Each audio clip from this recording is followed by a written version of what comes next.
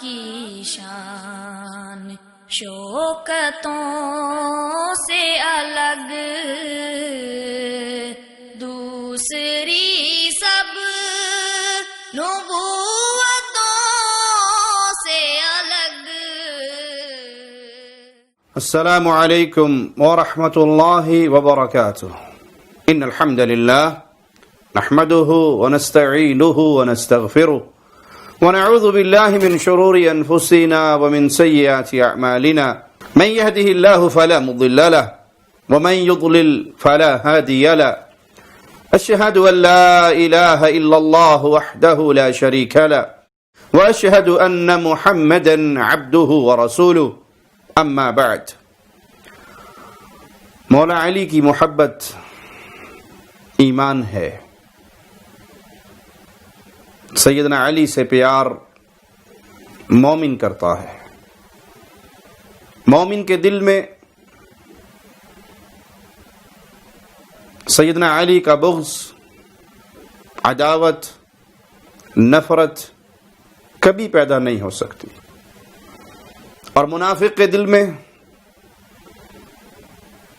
سیدنا علی کی محبت پروان نہیں چڑھ سکتی، وہاں پہ بغض، کینہ اور عداوت ہی پروان چڑھے گی۔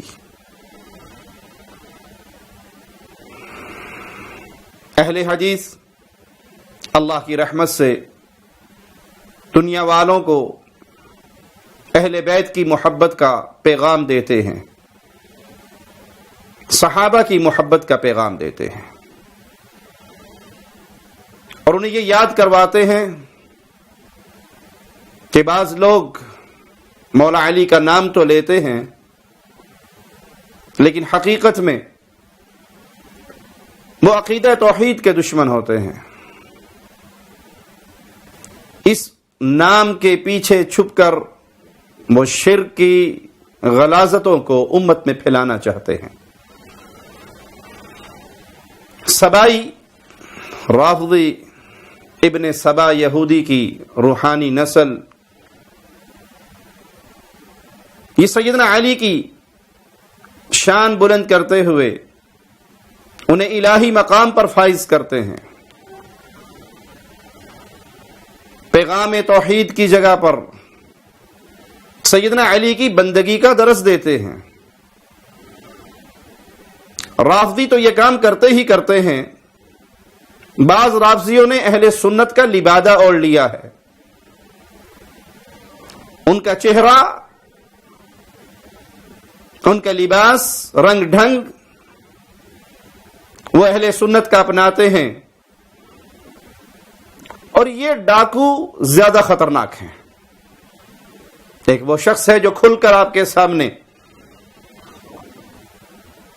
شرک کا پیغام دیتا ہے، کفر کا پیغام دیتا ہے، پیارے نبی کے صحابہ کی تکفیر کرتا ہے، آپ اسے دور سے پہچان لیں گے، لیکن جو آپ کی صفوں میں گھس جائے، اہل سنت بننے کا دعوے دار ہو اور کام وہی کرے، یہ زیادہ خطرناک ہے۔ آئیے ایسے ہی ایک پیر صاحب، مولوی صاحب کا جملہ، اس کا ایک کلپ ہم آپ کو دکھاتے ہیں، سنیے یہ کیا کہتا ہے۔ سورہ صافات کی آیت نمبر 24، سورہ صافات اور سپارہ 23واں ہے، اس کے اندر اللہ تعالیٰ ارشاد فرما رہا ہے وَقِفُوهُمْ إِنَّهُمْ مَسْئُولُونَ، یہ اللہ کا ارشاد ہے۔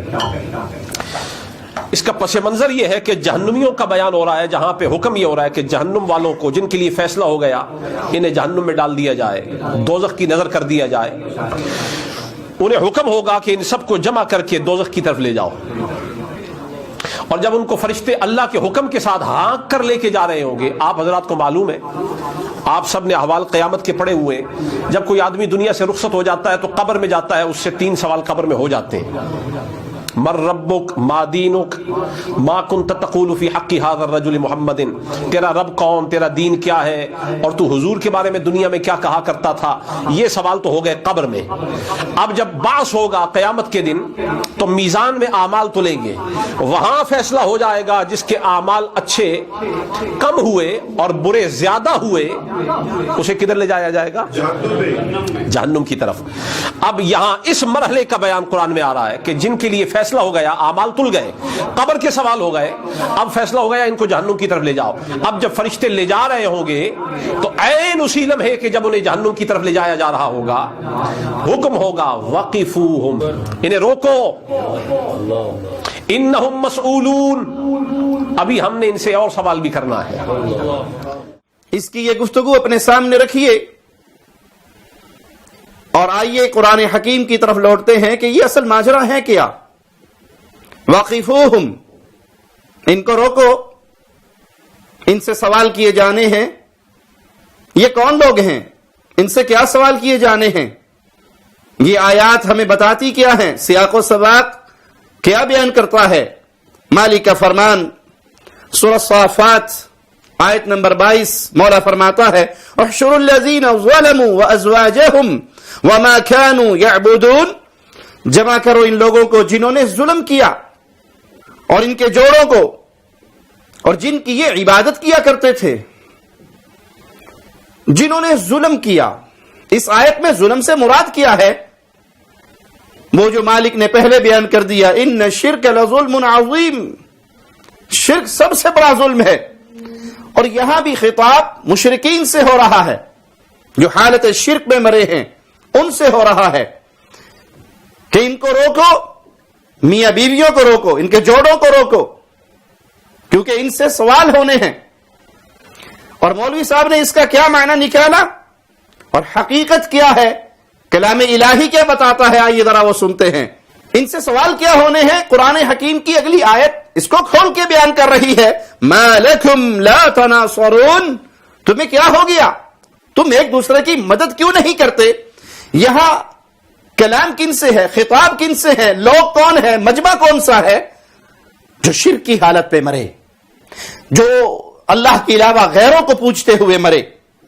اور جن مشرکوں کے بارے میں قرآن کا فیصلہ ہے انہ من یشرک باللہ, جس نے بھی اللہ کے ساتھ شرک کیا اس میں جنت حرام ہے.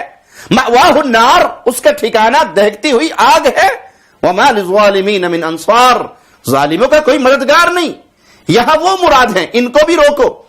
اگر ان کی بیوییں یا ان بیویوں کے خامن دونوں ہی مشرک ہیں تو جوڑوں کو روکو. جن کی اللہ کے علاوہ یہ پوجا کرتے تھے وہ معبودان باطلہ, ان کو بھی روکو. ان سے سوال ہونا ہے, اور وہ سوال کیا ہے, ما لکم لا تناصرون, تمہیں کیا ہو گیا. تمہارا تو یہ عقیدہ تھا, اس دور کے اہل شرک کا بھی اور آج کے مشرکوں کا بھی یہ عقیدہ ہے کہ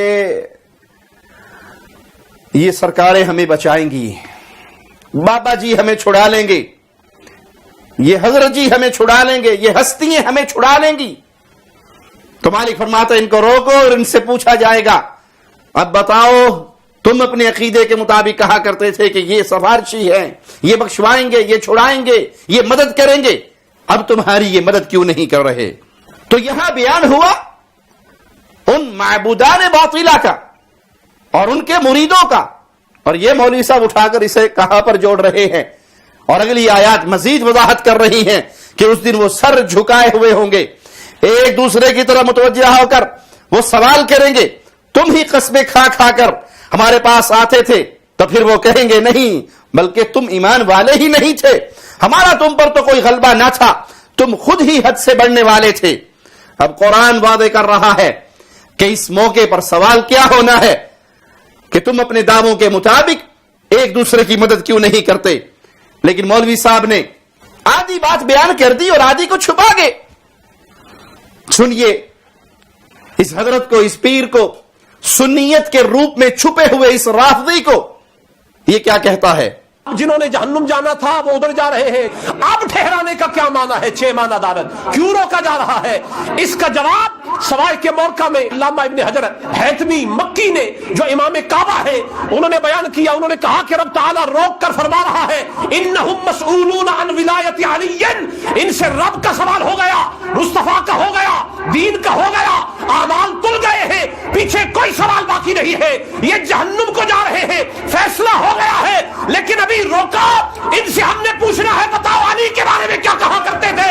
اگر سارے اعمال تلنے کے بعد بھی اگر نظریہ علی کے بارے میں درست ہے, علی کا مسئلہ الگ ہے, ہم اب بھی فیصلہ کر کے جنت کو لے جائیں. انا للہ و انا الیہ راجعون. یہ بات تو مشرکین کے بارے میں ہے، یہاں ذکر اہل شرک اور اہل شرک کے پوجے جانے والے جھوٹے معبودوں کا ہے، ذکر ان کا ہو رہا ہے، معاملہ ان کا ہو رہا ہے، اور یہ ظالم اس کو اٹھا کر پیش کرتا ہے سیدنا علی پر رضی اللہ عنہ وارضا کہ حساب کتاب ہو جائے گا، سب کچھ ہو جائے گا، پھر آخری وقت میں ان سے پوچھا جائے گا کہ ابھی بھی اگر تم یا علی مدد کہتے ہو، علی کے بارے میں تمہارا عقیدہ اگر درست ہے تو اب بھی تم جنت میں جانے کے حقدار بن سکتے ہو۔